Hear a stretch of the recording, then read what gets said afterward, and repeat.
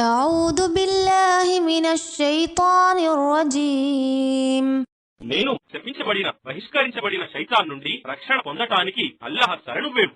فكلوا مما رزقكم الله حلالا طيبا واشكروا نعمة الله إن كنتم إياه تعبدون.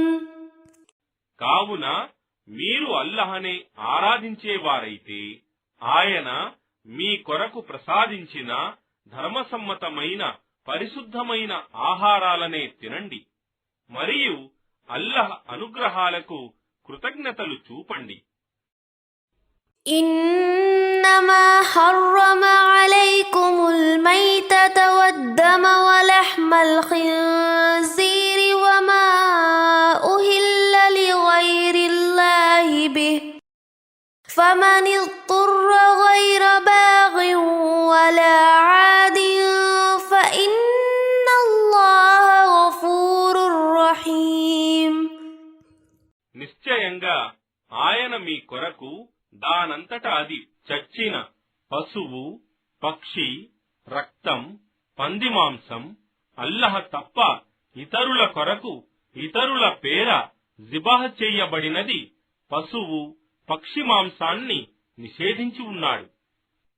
కాని ఎవడైనా అల్లాహ్ నియమాలను ఉల్లంఘించే ఉద్దేశంతో కాక ఆకలికి తాళలేక గత్యంతరం లేని పరిస్థితిలో తింటే నిశ్చయంగా అల్లాహ్ క్షమాశీలుడు, అపార కరుణా ప్రదాత.